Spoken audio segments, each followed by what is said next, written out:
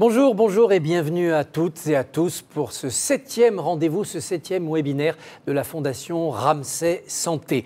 Jeunes et santé, le combat contre les infox, le combat contre la désinformation. Qu'est-ce que la désinformation ? En matière de science, en matière de santé, qu'est-ce que la désinformation pour les jeunes? Qu'est-ce qui se cache derrière le vocable de fake news? Ce sont toutes ces questions que l'on va aborder pour d'abord, dans un premier temps, faire un état des lieux avec nos premiers invités. Et puis, dans une deuxième table ronde, nous aborderons le temps des solutions. Les jeunes face à l'information scientifique, les jeunes face à l'information sur la santé, sur leur santé. C'est un véritable défi parce que la mauvaise information, c'est le début déjà d'un mauvais regard sur sa propre santé et d'une dégradation de sa santé. Je vous présente tout de suite mes invités pour cette première table ronde. Violette Spilbou, vous Bonjour. êtes députée de la 9e circonscription du Nord et vous êtes surtout co-rapporteur d'un rapport sur l'éducation critique aux médias. Donc c'est au cœur de cette réflexion sur le bien informer, le bien s'informer. C'est un rapport de l'année dernière, février 2023. Vous avez également signé « Armer chacun dans la guerre de l'information », coécrit avec une universitaire, Sylvie Merviel. Bienvenue et merci de joindre la parole de la femme politique, de celle qui fait la loi à notre réflexion sur la santé. Virginie Sassoon, directrice adjointe du CLEMI, le Centre pour l'éducation aux médias et à l'information. Donc vous êtes à l'autre bout de ce que Violette Spilbou construit du côté de l'Assemblée nationale. Vous nous direz comment on peut développer des actions, déjà pour bien comprendre ce qui se passe dans l'accès des jeunes à l'information via les médias ou hors les médias, et comment on peut développer tout cela. Vous êtes aussi docteur en sciences de l'information et vous êtes à l'université Panthéon, Assas Paris 2 et au CELSA. Bienvenue à vous. Laurent Cordonnier, vous aussi vous êtes universitaire, alors vous c'est la Sorbonne, mais vous êtes surtout docteur en sciences sociales et vous dirigez la recherche de la Fondation Descartes. Je présente d'ailleurs, il date de l'année dernière aussi, votre dernier rapport, votre dernière étude, Information et santé. Donc là aussi on est au cœur du sujet et avec Descartes, si j'ose dire, et l'exercice du doute méthodique, on est au cœur de la bonne méthode à avoir contre les infox, contre les fake news. Thomas Huchon.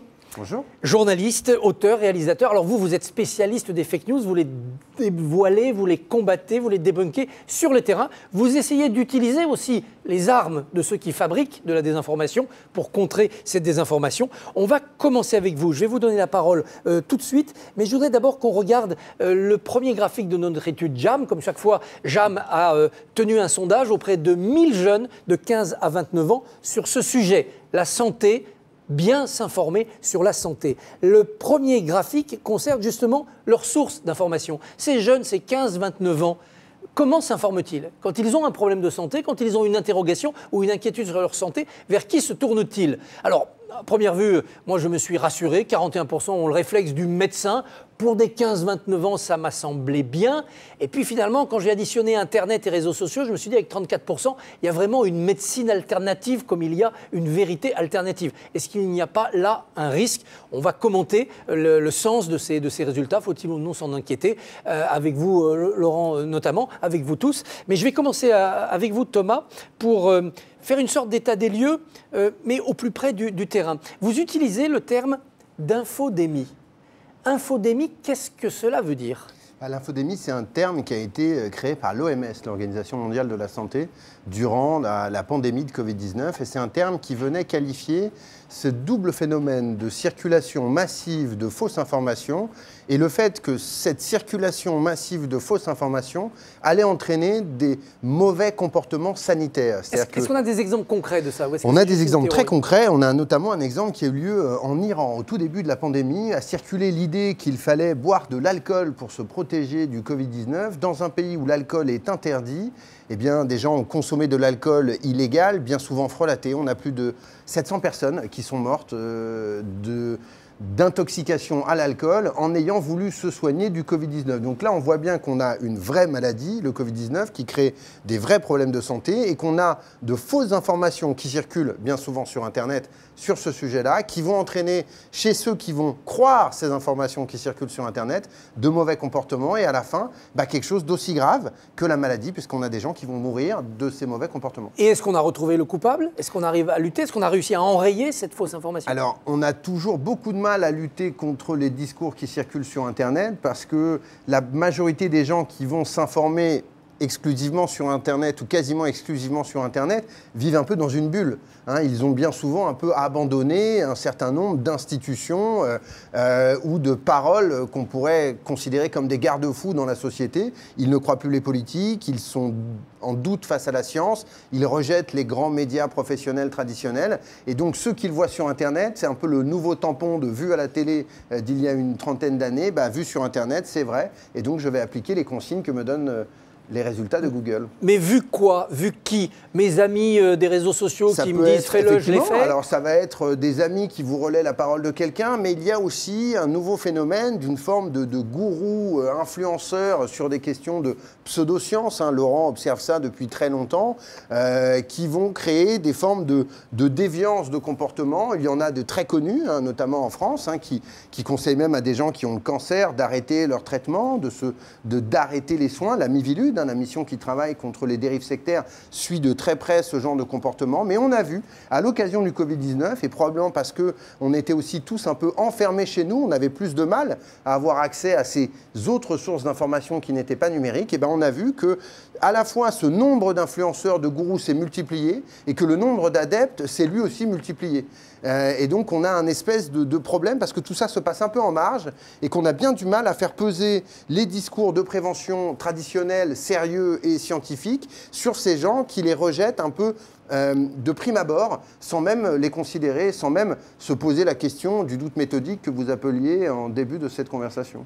En ce moment, sur les réseaux, qu'est-ce qui fait florès? C'est plutôt des fausses informations sur la santé sexuelle, sur le risque du retour d'une grande pandémie, sur les vaccins qui seraient mauvais pour la santé? On a vu récemment des chiffres qui montraient qu'il y a énormément de jeunes qui pensent que le sida se transmet par des baisers. On a vu des tas de choses. Là, moi, j'ai mes élèves à Sciences Po qui travaillent un peu sur ces sujets-là, qui m'expliquent qu'ils voient passer des remèdes naturopathes contre le cancer, que ça ne sert plus à rien de suivre les traitements recommandés par les médecins. Ça touche tous les pans de la science, comme ça touche tous les pans de la société. L'infox la plus nuisible, c'est celle qui a quand même un semblant de crédibilité scientifique, ou c'est au contraire, plus c'est gros, plus ça passe, quoi? Il y a un petit peu des deux, mais vous savez, dans tous les mensonges, il y a une petite part de vérité. C'est le point d'ancrage, cette petite part de vérité, sur laquelle vient s'ajouter d'autres mécanismes, à la fois des choses qui vont jouer sur vos émotions, plutôt, pour vous empêcher un peu de réfléchir.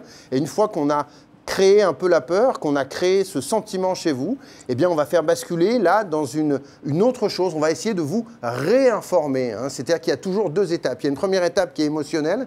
On va essayer de casser les bases de ce que vous avez comme on balaye les certitudes. Exactement, pour vous protéger, entre guillemets.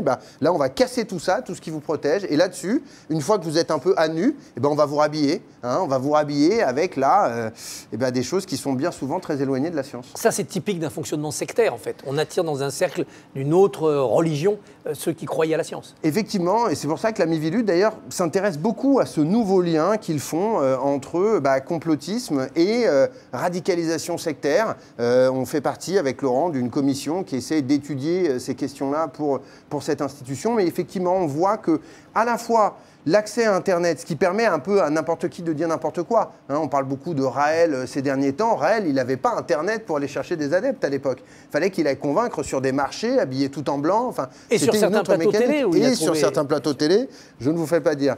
On pourra parler des plateaux télé aussi à un autre moment si vous voulez. Mais là, en l'occurrence, ce qui se passe, c'est qu'il y a un double jeu. À la fois, il trouve une nouvelle tribune et en même temps, quand vous allez poser une question à un moteur de recherche, une question qui contient un petit peu de doute sur une question sanitaire, malheureusement, la machine va plutôt vous montrer ceux qui doutent que ceux qui vous rassurent.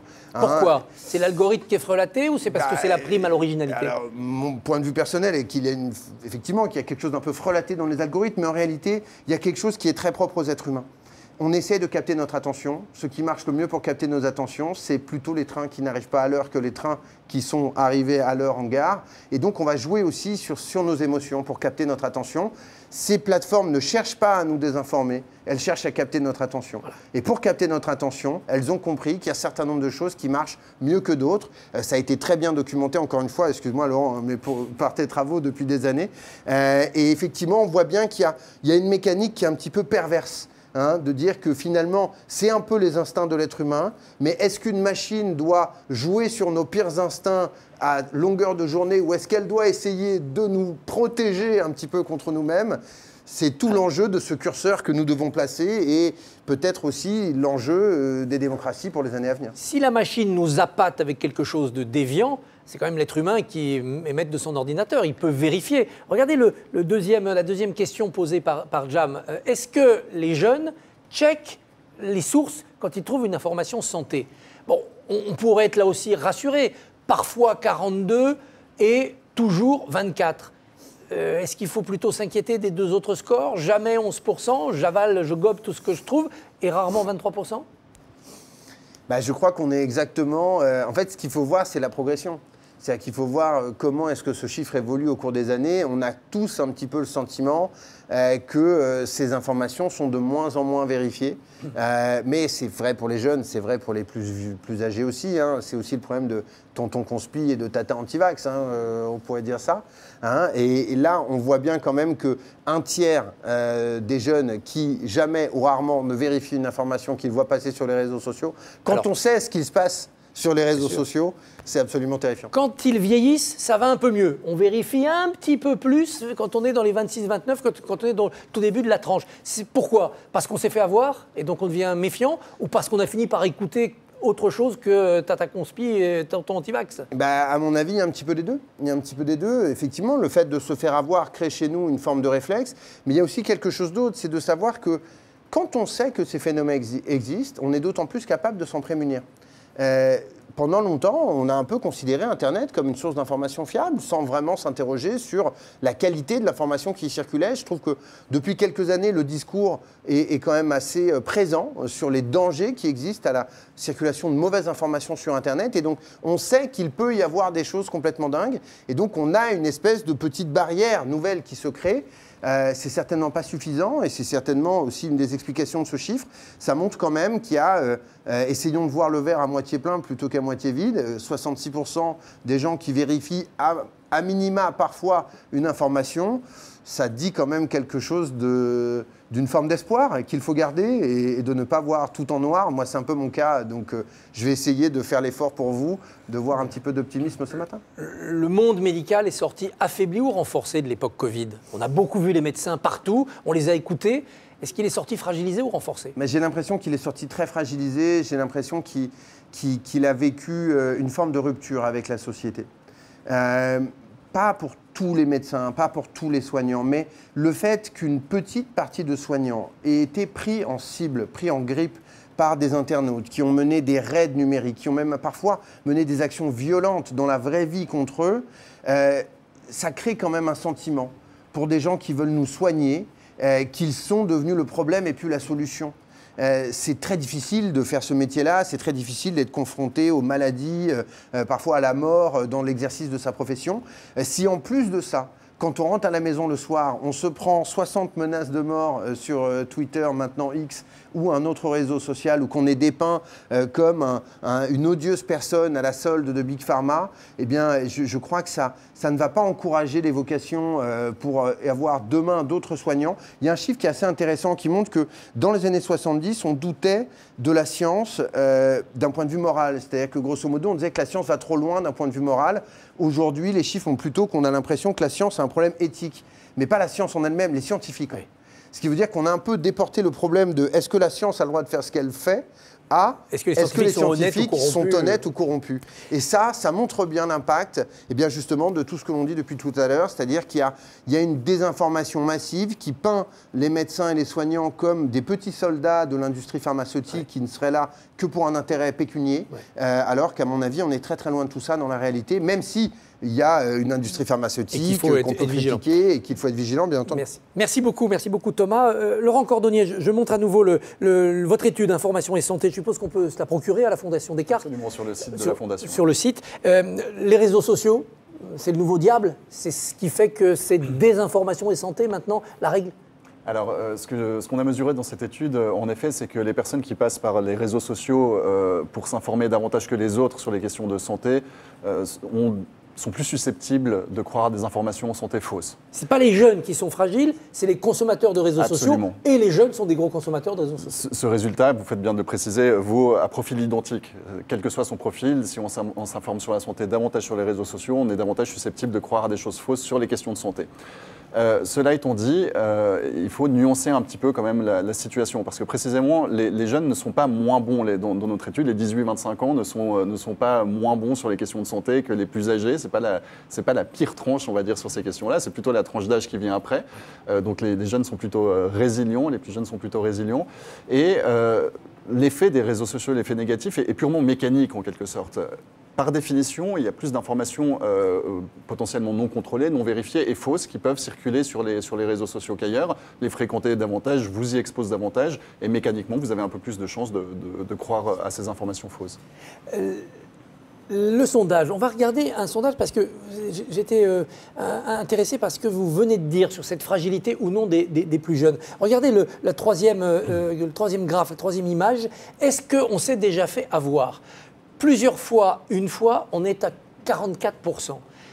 Peut-être 34%. C'est ce 34% qui m'a intégré. Qu'est-ce que ça veut dire des 15-29 ans qui se disent peut-être que je me suis fait avoir? Moi, j'aurais répondu peut-être, comme eux. Je suis un peu plus âgé. Mais de manière saine, parce qu'on n'est jamais sûr, ou de manière plus paranoïaque, plus inquiète? Non, je crois que en fait, là, on a un problème de formulation de question, tout simplement. J'ai l'impression que cette question, elle ne veut pas dire grand-chose, elle ne demande pas grand-chose, parce qu'il faudrait savoir qu'on a été trompé, c'est-à-dire avoir pris conscience a posteriori. À la limite, les gens qui répondent oui, j'ai déjà été trompé plusieurs fois, ou je suis me fait avoir par une fake news à plusieurs reprises, c'est probablement les gens les plus vigilants, les plus connaisseurs sur les questions de santé, potentiellement. On pourrait l'interpréter comme ça. Donc c'est très difficile à interpréter cette question. Je saurais pas quoi en faire, très honnêtement. Qu'est-ce que l'on peut poser comme bonne question quand on a un jeune en face de soi pour savoir s'il est en train d'être manipulé ou d'être victime d'une infox en matière de santé? Moi, je pense que le problème, il vient en effet, comme on l'a souligné, en partie des réseaux sociaux. Ce que Thomas disait, c'est tout à fait juste qu'on montre dans l'étude. Il y a un effet négatif des réseaux sociaux, mais aussi du YouTube et des messageries instantanées, des groupes de messagerie. Ça, on l'a mesuré. Mais je pense qu'il ne faut pas dédouaner pour autant les médias traditionnels, les médias classiques. Parce que si la part d'informations fausses ou trompeuses sur les questions de santé est évidemment beaucoup plus faible sur les médias traditionnels français qui contrôlent en général leurs informations avant de les publier, il ne faut pas oublier que ces médias-là font régulièrement une promotion plus ou moins volontaire des thérapies alternatives. Or, ce que je montre dans l'étude, c'est qu'un facteur clé pour la sensibilité aux informations fausses en santé, c'est le fait de se montrer sensible aux thérapies alternatives, d'être attiré par ces thérapies. Et également par l'ésotérisme, parce que les thérapies alternatives reposent toutes sur une base plus ou moins ésotérique. Et là, on a un problème qui est beaucoup plus profond. C'est un univers de croyances à part entière qui soutient ces thérapies, naturopathie, lithothérapie, mais aussi homéopathie, ostéopathie, etc. Et en France, les Français sont très friands de ces thérapies.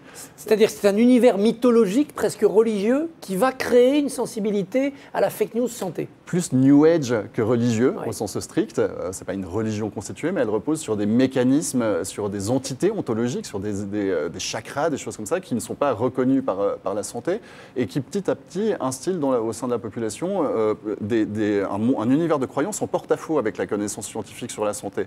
Et donc, comme les médias traditionnels parlent, par exemple, après toutes les fêtes de fin d'année, etc., chaque année, de régime détox, de ce genre de choses, qui sont des pseudosciences, qui n'existent pas en réalité, ça peut valider par la bande ce genre de phénomène. Ce qu'il faut bien voir, c'est qu'en France, comme dans la plupart des pays occidentaux, la télévision reste de très loin le premier canal d'information avant Internet, y compris chez les jeunes. Et donc, l'impact potentiel d'un journal de 20 heures qui fait la promotion du nouveau régime détox sur la population générale est beaucoup plus important qu'une énième fake news idiote qui circule sur TikTok, par exemple. C'est-à-dire que ces médias classiques devraient faire plus attention à ne pas labelliser trop santé des reportages ou des actualités qui sont de l'ordre de la simple consommation ou du simple comportement. Absolument. Les médias traditionnels devraient se montrer beaucoup plus vigilants sur cette question. On a, pour le coup, le Covid a amené cela de bien, c'est que pendant la crise du Covid, les grandes rédactions ont pris conscience de la sensibilité de qui on invite pour parler de ce genre de questions, etc. Et donc, sont montées en compétence sur les questions de santé, mais pas sur toutes. Et on continue à avoir, par exemple, des théories qui peuvent passer dans des émissions au grand public, ou des acteurs, ou des écrivains qui viennent vous parler de la dangerosité des vaccins, etc., alors qu'ils n'ont pas de formation scientifique pour le faire, et que ça va à l'encontre de ce que dit la science sur ce sujet-là. Je pense que les médias traditionnels devraient être intransigeants sur ces questions, parce que ça reste, eux, de très loin, qui ont le plus d'influence sur nos croyances aujourd'hui en France. Est-ce que la liberté d'expression est l'ennemi de la bonne information en santé ? Non, absolument pas. Non, la liberté d'expression, pour un média, tous les médias cherchent à le faire, informer correctement, c'est-à-dire chercher l'information qui correspond sur les questions de santé à l'état de la science. On est sur les questions de santé relèvent de la science. Donc on a la chance d'avoir des institutions de santé en France, l'Académie nationale de médecine, etc., qui régulièrement donnent des avis, font des synthèses sur des sujets importants et peuvent servir de ressources aux journalistes, aux médias. Comme sur les questions climatiques, il n'est pas question d'organiser des débats entre un anti-vax et un pro-vax, c'est-à-dire quelqu'un du côté de la science, simplement sur ces questions-là, sur les plateaux de télévision, parce que ce débat-là n'existe pas dans la littérature scientifique. De la même façon qu'il n'existe pas aujourd'hui de climato-sceptiques parmi les chercheurs sur le climat. C'est cette hiérarchie qu'on a du mal à exposer clairement et à faire comprendre aux plus jeunes. Absolument. Alors, je ne sais pas si les plus jeunes... moi, je ne crois pas que les plus jeunes sont plus sensibles à ces désinformations. J'y crois pas du tout. Les chiffres que j'ai ne le montrent pas, en tout cas, les chiffres que... Leur esprit critique est là. Qu'entend-on par esprit critique? Je pense que les plus jeunes, comme le reste de la population, ne sont pas naïfs. C'est pas parce qu'on croise une information fausse sur un réseau social ou un journal de 20 heures qu'on va croire à cette information fausse. Les études internationales ont plutôt tendance à montrer l'inverse. On est plutôt bon pour faire le tri entre le bon grain et l'ivraie informationnel, dans la plupart des cas. Après, évidemment que ça va dépendre d'une quantité de facteurs, dont le niveau d'éducation de base. Des études l'avaient montré pendant le Covid, les personnes qui ont de meilleures connaissances en biologie, mais on ne parle pas de chercheurs en biologie, on parle de chercheurs qui ont un niveau scolaire un peu meilleur que les autres sur ces questions-là, ces personnes-là sont davantage résilientes face aux désinformations en santé. Donc ça se joue en famille et à l'école, d'abord? En partie. Évidemment que les réseaux sociaux, les désinformations qui y circulent, lutter, débunker ces désinformations, c'est important. C'est une partie du problème. Il ne faut pas opposer, je crois, simplement les deux façons qu'on a de répondre à la désinformation. L'une d'entre elles, c'est augmenter la résilience des individus en affinant leur esprit critique et en augmentant leur niveau de connaissance générale, bien sûr. Et ça, ce n'est pas du tout liberticide. Au contraire, c'est créateur de liberté pour l'individu. Et il ne faut pas opposer cette stratégie-là à celle qui consiste à combattre la désinformation sur les réseaux sociaux, notamment ces deux stratégies qui doivent aller main dans la main. Mais on a tendance très souvent à parler plutôt de la solution immédiate qui consiste à interdire certains comptes, à supprimer certaines informations, mais c'est essayer de vider l'océan à la petite cuillère. C'est noble comme tâche, je ne la critique pas, mais c'est très noble comme tâche, mais c'est une tâche de Sisyphe en réalité. Un dernier mot, les jeunes sont moins sensibles, heureusement, que les plus âgés aux pathologies lourdes, cancer, maladies cardiovasculaires, dégénérescence cérébrale, etc. Est-ce qu'on ne confond pas santé et bien-être chez eux et que c'est beaucoup plus un problème de psychologie, de bien-être dans leur peau, dans leur vie, qu'il faudrait traiter et qui les rend sensibles à tout ce qui est alternatif ou ésotérique? Là, vous touchez un sujet qui est particulièrement sensible et sur lequel les jeunes sont probablement plus exposés que le reste de la population. On a une étude en cours sur ce sujet-là, d'ailleurs, c'est les questions de santé mentale. La désinformation en santé mentale sur les réseaux sociaux est inquiétante. Par exemple, sur comment autodiagnostiquer son autisme ou ce genre de choses qu'on voit beaucoup circuler sur TikTok notamment. Et malheureusement, la qualité des informations qui circulent sur les réseaux sociaux à ce sujet-là ne sont pas toujours au rendez-vous, n'est pas toujours au rendez-vous. Et là, on a un vrai problème parce qu'on a affaire à une population qui est par nature fragile face à ce genre de désinformation parce que c'est une population qui est en construction de son identité, de sa psychologie, etc. Et donc sur ces sujets-là, oui, probablement qu'il faut en faire plus encore sur les réseaux sociaux pour limiter la diffusion d'informations qui ne correspondent pas à ce que la science nous dit sur ces problèmes de santé mentale. Merci beaucoup Laurent. Violette Spilbou, quand vous avez commencé à travailler pour ce rapport parlementaire sur le rapport critique aux médias, la qualité de l'information, est-ce que vous avez été inquiète des résultats que vous avez trouvés, notamment parmi les plus jeunes ? J'ai eu une confirmation de ce que j'avais pu rencontrer à la fois par intuition et aussi par les échanges qu'on a, nous, parents, avec des jeunes. c'est une contre-argumentation sur tous les sujets. Quand nous, on affirme, les parents, des vérités qu'on estime prouvées par la science, on va parler du Covid, les vaccins, des choses qui nous paraissent à nous évidentes dans notre éducation, dans notre parcours de vie, dans nos études, et qu'on discute avec des jeunes de 17, 18, 19 ans, nos enfants, leurs amis, eh bien on se rend compte qu'ils sont convaincus que leurs arguments qu'ils ont trouvés sur Instagram, sur TikTok, ont une valeur aussi importante que ceux des parents. Et c'est ce dialogue autour de la famille que je trouve d'ailleurs assez intéressant parce que ça responsabilise énormément les parents dans ce sujet de la lutte contre la désinformation et leur rôle. C'est dans ce dialogue qu'on voit à quel point les réseaux sociaux peuvent créer le doute, y compris chez des jeunes qui ont fait des études, qui ont un esprit critique aiguisé. Je crois que personne n'est à l'abri parce que quand on est jeune ou même moins jeune, on peut avoir des moments de sensibilité psychologique, d'émotion, de doute sur la vie. Et c'est à ces moments-là que les peurs, les colères, souvent d'ailleurs sont attrapées par des démarches de désinformation en santé qui sont très souvent guidées par l'argent et la recherche de rentabilité, hein, il ne faut pas l'oublier. Il n'y a plus du tout de respect de la vérité verticale. Les parents, on peut comprendre que les enfants, dans un mouvement classique de rébellion, mettent en question. Et c'est en effet, la base d'un dialogue parfois fécond. Mais les autres autorités, le prof, le savant, c'est tout aussi fragilisé ? Alors, moi, je trouve qu'ils ont un rôle assez important dans ce débat parce que dans la mission que j'ai menée sur l'éducation critique aux médias, j'ai rencontré beaucoup de professeurs, y compris dans des lycées professionnels, dans des zones rurales. Et c'est souvent les professeurs de mathématiques, de sciences, aux côtés du professeur documentaliste qui anime le CDI, là où on travaille sur la presse et l'information. C'est souvent les professeurs de sciences qui sont le plus rapidement confrontés à ce sujet de la désinformation et qui se sentent investis d'une mission. Et donc, moi, j'ai rencontré beaucoup d'initiatives, et il faut le dire aussi, il y a beaucoup d'initiatives positives et de gens qui croient encore que l'on peut agir contre la désinformation, rendre les jeunes plus acteurs de leur esprit critique, parce qu'il y a des initiatives, par exemple, d'ensemble de communautés éducatives pour inviter un journaliste sur le sujet des sciences, des mathématiques, sur lire une statistique qui est affichée dans un journal ou dans une émission télé, et la critiquer, voir comment on peut l'interpréter, et voir à quel point on peut faire dire ce que l'on veut aux chiffres et comment nous, en tant que citoyens, on se fait son propre opinion.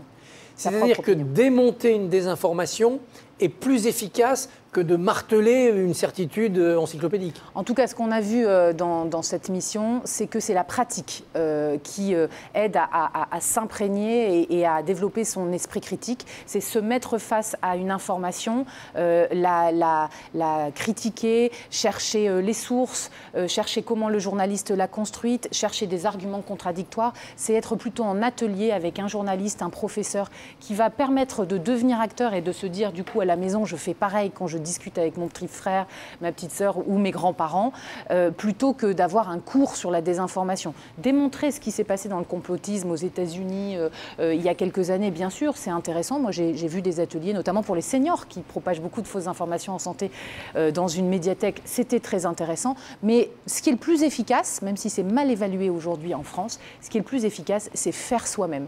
Et donc, peut-être parfois monter une désinformation. Il y a des ateliers qui sont faits comme ça, dans des collèges, des lycées, et puis voir s'ils arrivent à convaincre leurs camarades qui la découvrent. Donc c'est face à cet exercice qu'on se confronte à des réalités, et je pense que toutes ces initiatives en France, elles doivent surtout être soutenues parce qu'il y a beaucoup de journalistes impliqués dans les rédactions des médias traditionnels, mais aussi de créateurs de contenu sur les réseaux sociaux qui sont responsables, et donc il y a plein de bonnes pratiques et il faut les soutenir. Alors ça, c'est le travail du pédagogue. Est-ce que le législateur peut être utile ? La loi qui est passée sur les influenceurs, est-ce qu'elle comportait une vertu pour lutter contre la désinformation, notamment en matière de santé ? C'est vraiment une étape qui a été importante. Mars 2023, il y a un an. D'abord, une proposition de loi, il n'y en a pas beaucoup, qui est transpartisane, donc qui est proposée par 2 co-rapporteurs, 2 groupes opposés et qui est votée à l'unanimité, ce qui montre à quel point ça sensibilise tout le monde dans la société. Il y a eu beaucoup de sujets dans cette loi influenceur. L'objectif, c'était de combattre les escroqueries, l'influence négative sur les réseaux sociaux et sur Internet, avec des personnes qui sont des influenceurs très influents, c'est-à-dire 2 millions, 3 millions d'abonnés sur plusieurs réseaux sociaux, avec des followers qui sont souvent très très jeunes. Et donc cette proposition de loi votée, elle a permis dans le domaine de la santé d'interdire la promotion des produits dangereux dans le domaine de la santé et de la chirurgie, et aussi le fait de mettre en avant des produits, des actes, des procédés et méthodes présentés comme comparables à la médecine ou substituables à la médecine. Y compris des procédés, voilà. Donc tout ce qui est environnement ça a été très ésotérique loin. et New Age. Ça veut dire ça veut dire les injections d'acide hyaluronique qu'on ferait soi-même, les pilules miracles contre le cancer, les pilules censées soulager les règles douloureuses, les médicaments pour réguler la balance hormonale ou détoxifier du taux d'œstrogène. Je veux insister en particulier sur les jeunes femmes. Les jeunes femmes sont particulièrement sensibles à ce sujet de la désinformation en santé. Il y a maintenant même une mouvance qui expliquerait aux femmes, alors moi qui ai une 50aine d'années, qui ai vécu avec la pilule et la libération sexuelle grâce à la pilule, on voit aujourd'hui beaucoup de jeunes femmes qui sont convaincues que la pilule n'est que mauvaise sur la santé. On sait qu'il y a des effets, bien sûr, qui sont mesurés, mais c'est-à-dire qu'il y a vraiment toute une tendance et cette influence d'influenceurs qui parfois vendent des pilules de remplacement pour faire de l'argent, eh bien, va bien plus loin que simplement l'escroquerie individuelle, mais crée un courant de pensée, comme vous l'évoquez, un peu alternatif, qui peut être très dangereux sur la liberté des femmes, mais aussi sur, par exemple, la dysmorphophobie, c'est-à-dire cette maladie mentale que développent des jeunes parce que les images sont transformées sur Internet avec des produits, des acides, et qui peuvent être très dangereux pour la santé. Tout ça, c'est maintenant sanctionné par la loi sur les influenceurs. Ils sont responsables de leurs actes, ils ont interdiction de faire la promotion de ces produits et c'est vraiment 2 ans de prison, 300 000 euros d'amende. Maintenant, c'est les moyens de contrôle, la direction des fraudes et de la concurrence qui est renforcée et on sait que c'est massif sur les réseaux sociaux. Les opérateurs de ces réseaux sociaux ont une responsabilité, ils doivent signaler, ils peuvent être considérés comme complices ? Alors, les opérateurs peuvent être considérés, mais je dirais que c'est là-dessus qu'on n'est pas encore assez bon. On a eu un débat dans le cadre du projet de loi numérique sur l'incitation à la haine en ligne, où on a développé des amendements sur cette désinformation. Et on arrive à sanctionner, à faire même supprimer des comptes où il y a de la haine en ligne. En revanche, sur l'escroquerie, c'est beaucoup plus délicat. Et délicat parce qu'il y a les règles juridiques, la liberté d'expression, le fait que la plateforme est exonérée d'un certain nombre de responsabilités.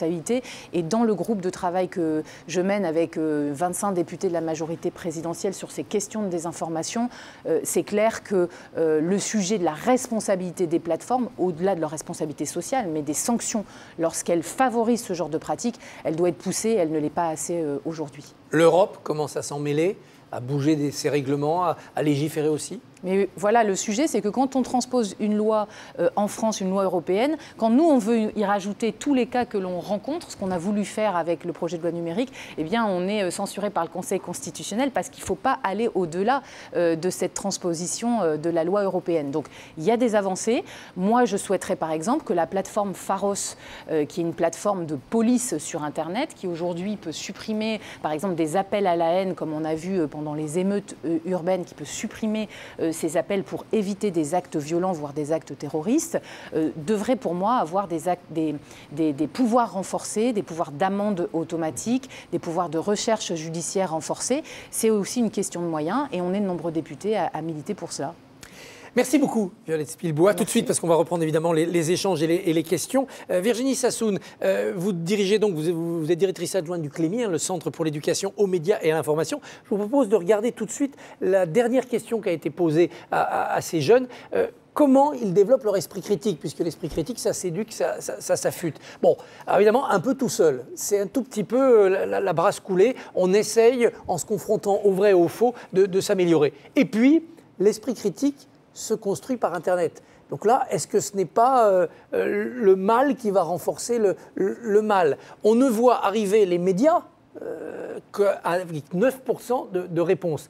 Comme si cet esprit critique, cette construction d'une méthodologie pour traiter les informations, se passait maintenant ailleurs que dans le monde professionnel de l'information. Alors juste avant de répondre à votre question, je vais, puisqu'on parle de fake news, rectifier juste, je ne travaille plus au CELSA et à Paris 2, je me permets Vous juste l'avez été, voilà. Je l'ai été, voilà. Précision, il vaut mieux. Oui.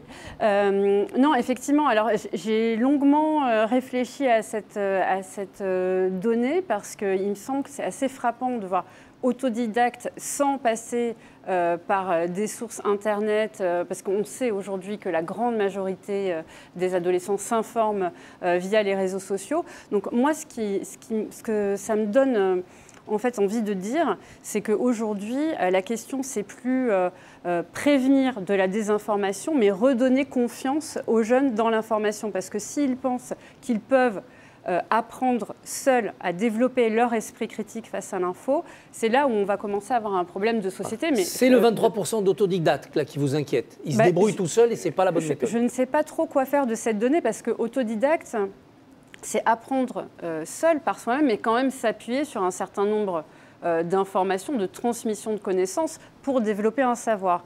Donc là, d'où vient ce savoir qui naît spontanément d'un esprit critique face à l'information? L'éducation média à l'information, c'est les fondamentaux, faire la différence entre une opinion, un fait, une croyance et une information. Donc je crois aussi que là, la génération d'adolescents a été extrêmement sensibilisée à la lutte contre la désinformation. Et ça a développé une forme, je dirais, d'esprit critique mal compris qui conduit à douter un petit peu de tout et qui les conduit aussi à penser et à se méfier de tout type d'information. Donc voilà, ça me semble plutôt inquiétant. Mais après, je vois aussi le déclaratif qui peut aussi questionner sur la méthodologie de l'enquête. Et je crois aussi que l'enquête pose de 15 à 29 ans, donc on ne s'informe pas du tout de la même manière et on ne développe pas son esprit critique face à l'info à 15 ans comme à 25 ans. Donc voilà, un peu Qu'est-ce qui fait la différence? C'est le passage aux études supérieures? C'est le passage à la vie active? Ou d'un seul coup, on a une demande d'information certifiée? Ça a été dit tout à l'heure, la télévision reste quand même un média extrêmement populaire et puissant, notamment chez les adolescents qui vivent encore chez leurs parents, alors que dès lors qu'ils vivent seuls, qu'ils sont étudiants, ils développent d'autres sources d'information. Donc je crois qu'il faut tenir compte, souvent on parle des jeunes, il y a une jeunesse qui est plurielle, les catégories socio-professionnelles, les milieux sociaux, l'endroit où on vit, les centres d'intérêt, tout ça doit être pris en compte. Vous avez enseigné à l'Institut français de presse. Est-ce qu'il faut aussi changer la formation des journalistes pour qu'ils puissent mieux s'adresser à des clientèles plus fragiles, à des populations plus sensibles? Mais je crois qu'il y a un travail qui est fait quand même par les journalistes pour rétablir la confiance. Et d'ailleurs, on peut aussi noter que la défiance vis-à-vis du monde scientifique et la défiance vis-à-vis des médias, elle produit aussi cette défiance généralisée sur laquelle il faut évidemment travailler et en éducation aux médias à travers l'accès à des sources fiables. Je crois que je reviendrai à la question, mais pour revenir sur la question de l'éducation aux médias, je pense que l'enjeu principal, c'est fournir aux jeunes des sources fiables. Alors bien sûr, c'est la responsabilité des médias, et là j'y viens, de pouvoir aussi participer à fournir aux enseignants et à travailler main dans la main. Et là, on sort de la semaine de la presse et des médias dans l'école. C'est quand même 4 700 000 élèves qui sont mobilisés, 1800 partenaires. C'est une des actions les plus anciennes du Clémy. Hein, bien sûr, et les journalistes de presse quotidienne, les journalistes de médias nationaux se mobilisent. C'est vraiment une alliance qui permet aussi, à un moment dans les établissements scolaires, de proposer aux élèves d'avoir accès à ces sources fiables, de leur proposer, nous au Clémy, on propose aussi des curations de ressources avec des contenus problématiques pour les confronter, ne pas juger. Comment ça marche ça ? Alors par exemple, sur la question de la santé, on leur propose, on a aussi une série d'activités pour montrer, et ça a été dit, que la désinformation en santé est aussi un business très lucratif. Donc on propose des articles qui ressemblent à des articles scientifiques, souvent qui prennent appui sur des sources anglophones, donc c'est extrêmement difficile. Il faut aussi rappeler que c'est extrêmement difficile d'évaluer la fiabilité d'une source, donc il faut former les enseignants, et ça c'est un autre point sur lequel il faut parler. Donc on propose aux élèves d'avoir accès à ces différentes sources et de voir le cheminement qu'ils font pour développer leur esprit critique sur ces informations, et ensuite au CDI, on les invite à consulter des ressources scientifiques, des sources validées, puisque l'éducation média à l'information, c'est développer cette culture des sources. Et je dirais que ça concerne les enseignants, évidemment. Nous, au Clémy, c'est notre mission, mais aussi les infirmières scolaires, mais aussi les CPE et évidemment les parents. Est-ce qu'il faut créer une sorte de labellisation, c'est-à-dire que l'éducation nationale labellise des sources et dise voilà, ça vous pouvez croire, le reste ne croyez pas. Est-ce qu'il faut aller jusque-là, une espèce d'appellation d'origine contrôlée pour l'information censée? Il y a beaucoup de services de fact-checking qui font en quelque sorte déjà ce travail de labellisation pour distinguer et aider tous les citoyens à distinguer l'information vraie ou fausse. Malheureusement, c'est beaucoup plus difficile et je rejoins complètement Violette Spilbous quand elle dit ce qui marche vraiment chez les jeunes, c'est de faire l'information. C'est quand ils participent à une web radio, un journal scolaire, une web télé et qu'ils sont eux-mêmes en situation de produire et de journalistes, finalement, de producteurs d'informations et d'enquêtes, c'est là où ils développent leur esprit critique et où ça les rend beaucoup plus critiques sur l'information ensuite qu'ils consomment. La labellisation, elle est intéressante, mais c'est un peu ce qu'on disait tout à l'heure, c'est arroser le désert avec une cuillère d'eau. La semaine de la presse à l'école et des activités comparables, ça doit devenir cela, c'est-à-dire beaucoup plus des travaux pratiques pour, en montrant comment on fait de l'information, montrer comment la désinformation peut vous toucher. L'apprentissage par le faire, c'est essentiel et je pense que c'est la mission de l'école. Ensuite, on ne peut pas demander aux parents de faire de l'éducation média tous les week-ends avec leurs enfants. Donc je pense qu'il y a développer l'esprit critique, et ça c'est notre responsabilité individuelle, collective et celle des médias aussi. C'est à l'école apprendre à fabriquer l'information, puisque c'est comme ça aussi qu'il y a des déclics qui se créent. Et puis après, c'est par des alliances qui dépassent largement l'école qu'on peut collectivement répondre à cet enjeu.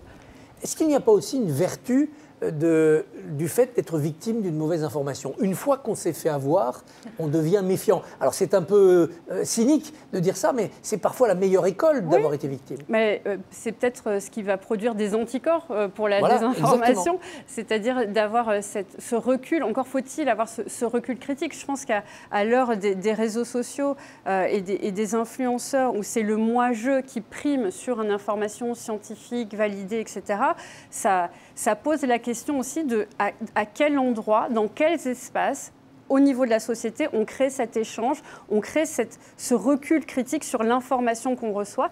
Et ça engage aussi une éducation aux algorithmes qui a été aussi soulignée par Thomas, puisque finalement, vous commencez à regarder un influenceur qui vous raconte son récit personnel, son parcours de santé en disant « ça ne concerne que moi », mais comment à un moment, quand on a justement 15 ans, puisque là, dans l'enquête, il y a des tout jeunes de 15 ans, voire même, je rappelle que le premier smartphone, c'est quand même 9 ans et demi, donc ça pose aussi la question, est-ce qu'on a les ressources critiques pour évaluer, cette critique, ce recul, cette distance nécessaire face à cette information?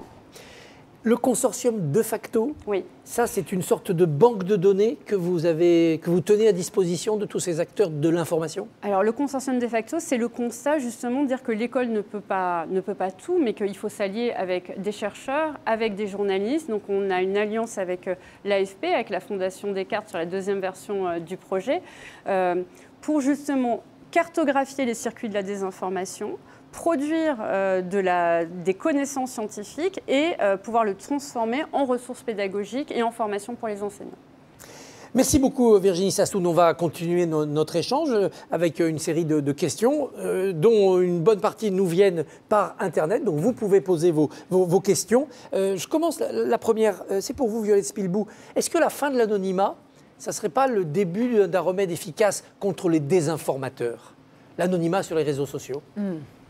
Ça a été un des grands débats tenté, raté, avec une proposition de mon collègue Paul Midi sur la création du pseudonymat, c'est-à-dire pouvoir, ce qui paraît de bon sens. C'est un scientifique, Paul Midi. Voilà, pouvoir garder, si on le souhaite, son pseudonyme ou plusieurs pseudonymes sur des comptes de réseaux sociaux, mais pouvoir être identifié lorsqu'il y a un délit, beaucoup plus facilement, avoir une recherche d'adresse IP et une obligation, quand on crée son compte avec son pseudonyme, de mettre son identité dans une sorte de serveur sauvegardé qui ne serait levé, ce secret, que s'il y avait une enquête. C'est un peu veut la plaque d'immatriculation. Vous circulez dans la rue, quand vous êtes avec votre voiture, vous avez une plaque d'immatriculation, personne ne sait votre nom, mais si vous commettez un délit, grâce à la plaque d'immatriculation, on peut vous retrouver. Donc ce sujet du pseudonymat est intéressant. Cela dit, il pose plein de questions au niveau européen et mondial. C'est que si nous, en France, on met en place cela, on sait bien qu'aujourd'hui,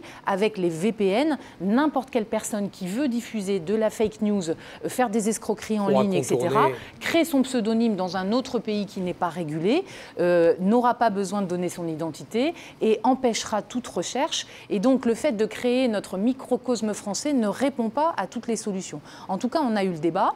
Il y a le deuxième sujet, c'est la liberté d'expression et d'information. On voit bien que c'est très compliqué aussi, dès qu'on est dans les débats parlementaires. Je repense, vous parliez tout à l'heure de la Miviludes et des dérives sectaires. On a eu un projet de loi qui a été voté il y a quelques semaines à l'Assemblée nationale. Et l'article 4, c'est un article qui crée un délit de provocation à l'abandon ou l'abstention des soins.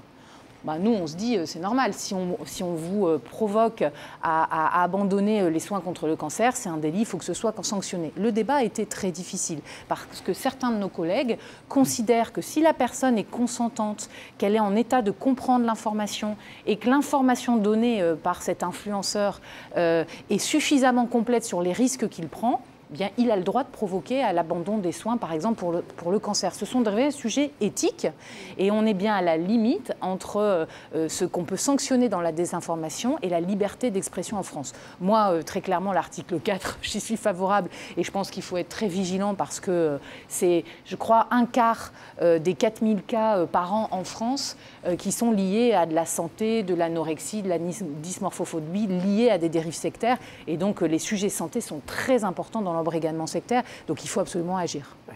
Merci beaucoup. Virginie, on nous demande d'insister sur le rôle des infirmières scolaires. Vous les évoquiez. Quel rôle elles peuvent prendre précis ?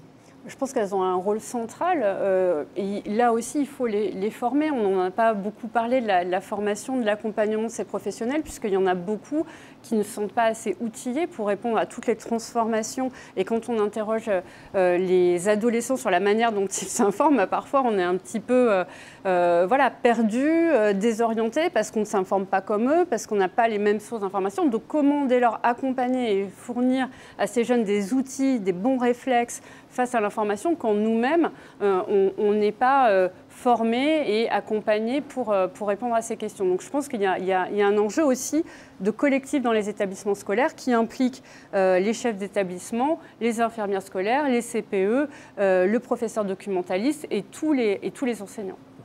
Laurent, pourquoi les jeunes sont-ils plus critiques à l'égard de la science ? D'abord, est-ce qu'ils le sont vraiment plus critiques que leurs aînés ?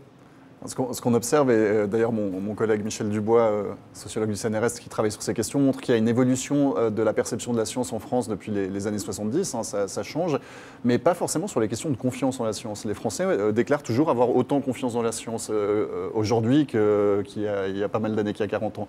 Ce qui change beaucoup, ou ce qui change le plus, on va dire, c'est le sentiment que la science apporterait plus de bien que de mal. Ce sentiment-là diminue progressivement au cours des années. Donc ça rejoint un peu ce qui était dit avant sur le rapport des Français à la science. Les Français ont continué à avoir, contrairement à ce qu'on lit parfois, mais très majoritairement confiance en la science. Par contre, ils ont peut-être moins confiance dans l'usage qui peut être fait de la science et de ce que la science peut amener à la société. Voilà, ça c'est en érosion. Les questions d'âge là-dessus sont pas des facteurs qui sont absolument centraux. C'est peut-être plus des facteurs de génération. Les choses changent avec les générations plus qu'avec l'âge des individus. Thomas, Laure nous recommande d'informer les jeunes par les outils qu'ils utilisent. Voilà, il faut créer des contenus sur les médias adaptés pour contrer les mauvaises informations. Ouais, c'est un peu la question piège d'aujourd'hui. C'est comment est-ce qu'on peut aller repeupler cet univers numérique ? Pendant très longtemps, les grands médias, les journalistes professionnels, mais c'est aussi vrai des grands partis politiques, ont un peu boudé Internet. Quelque part, ils ne se sont pas précipités pour aller occuper ce terrain-là.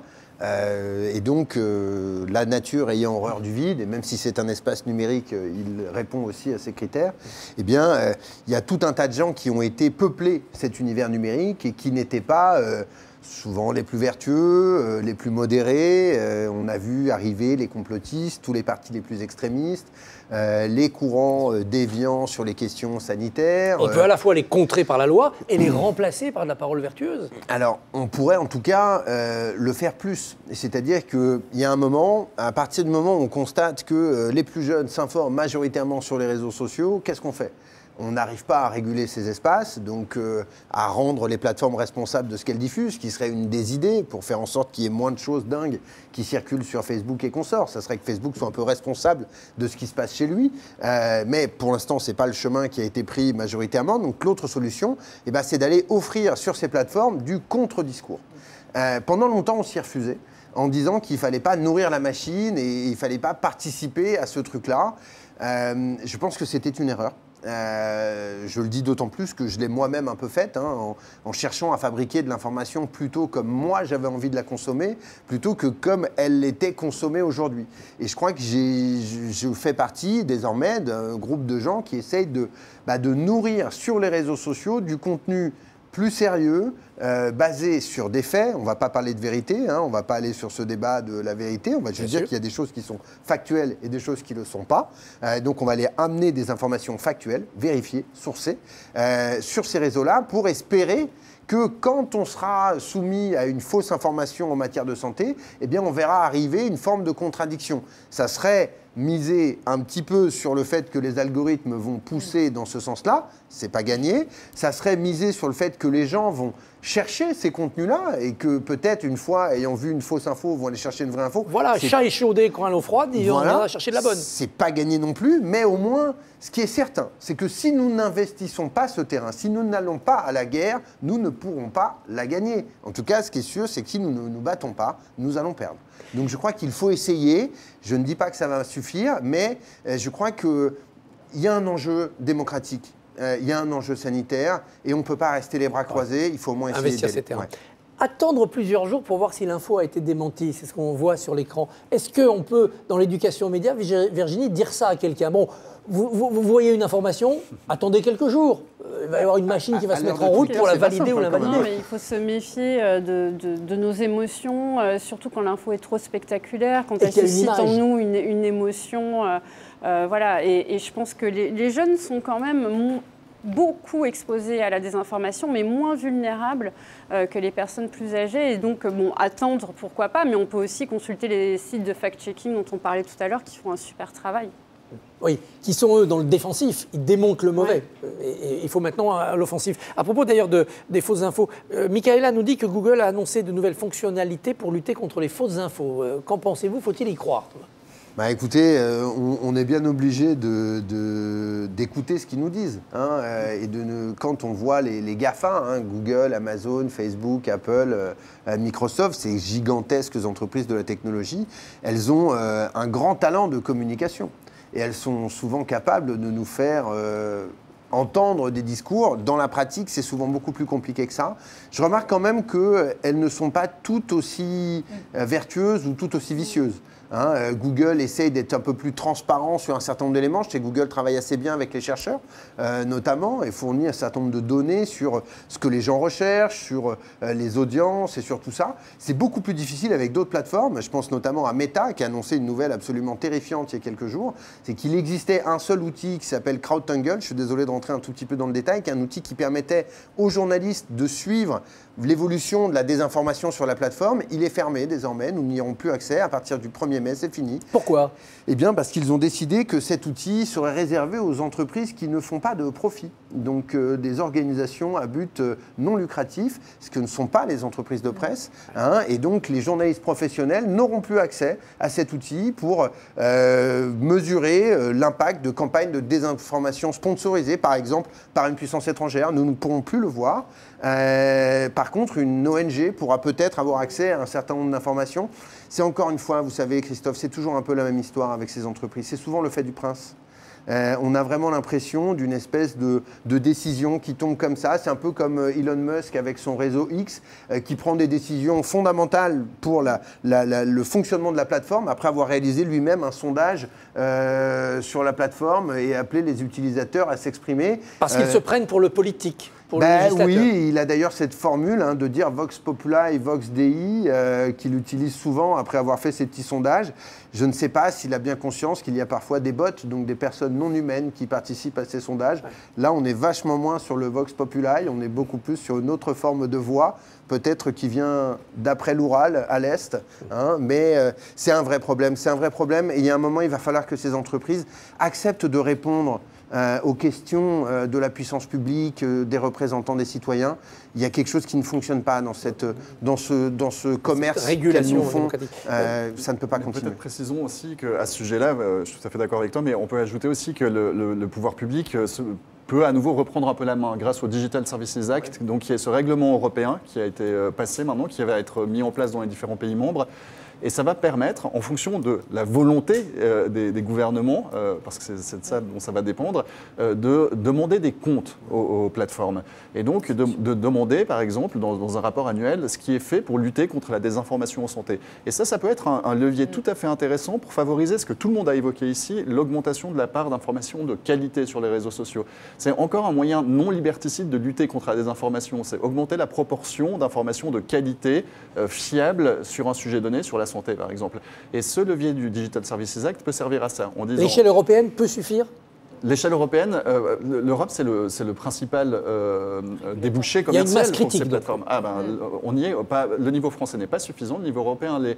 Et on pourrait, par exemple, se dire, on va exiger, au nom du Digital Services Act, que les plateformes mettent artificiellement en avant, tu parlais des algorithmes qui favorisent la désinformation, mettent artificiellement en avant des contenus sur la santé qui sont produits par des créateurs de contenus santé dont on sait, dont on a démontré que leurs contenus sont conformes à la science et donc on pourrait exiger des plateformes que ces contenus soient mis plus en avant. Il y a peut-être, juste pour réagir à ce que vous venez de dire, aussi une démarche vertueuse à pousser et que les pouvoirs publics peuvent continuer d'accompagner. Vous parliez de cette guerre qu'il faut mener où il faut être présent là où les jeunes sont présents.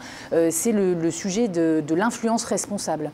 Au moment de la loi influenceur, a été mis en avant un dispositif qui était très peu connu. Il y avait 300 influenceurs qui avaient passé le certificat. C'est le certificat de l'influence responsable. C'est quoi ? C'est un influenceur. Un diplôme. C'est un influenceur qui s'est fait lui-même, qui a eu de plus en plus de followers et qui fait la démarche d'aller sur cette plateforme proposée par l'État, de faire une formation qui dure 4 à 6 heures avec un questionnaire pour appréhender un certain nombre de notions de responsabilité sur le pénal, les violences, l'égalité homme-femme, la responsabilité écologique et donc la responsabilité sur les sujets de santé et qui à la fin de cette formation en ligne a un diplôme de l'influence responsable. Effectivement, ça pourrait ne pas être suffisant pour être formé. En revanche, ça a quand même eu un effet, c'est que le débat parlementaire à ce moment-là et l'existence de ce certificat a fait qu'on est passé en quelques mois de débat parlementaire de 300 influenceurs à 1 millier, et peut-être on doit être bien plus aujourd'hui puisque c'était il y a 1 an. Et aussi qu'il y a eu des discussions qui se sont établies avec ces influenceurs qui sont français, qui parlent français. C'est quand même eux le plus qui vont aujourd'hui créer une nouvelle culture auprès de nos jeunes et très jeunes.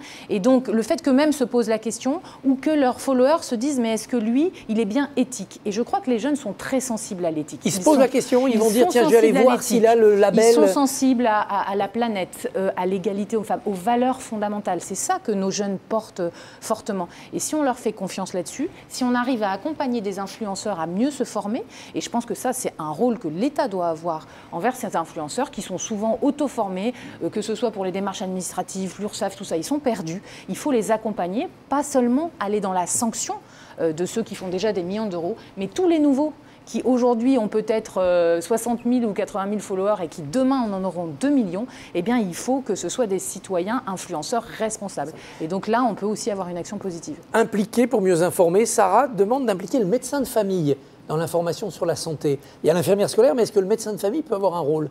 Oui, dans la famille ou dans la ville? Mais je pense qu'il en a un crucial. Mais aujourd'hui, la manière dont, d'ailleurs, chaque citoyen s'informe, c'est que, par exemple, les forums autour de la santé ou les grands sites Doctissimo, pour ne pas le nommer, ou tous ces forums vont faire qu'on va chercher l'information auprès du médecin de famille, mais aussi on va croiser nos sources en quelque sorte avec d'autres paroles, d'autres témoignages.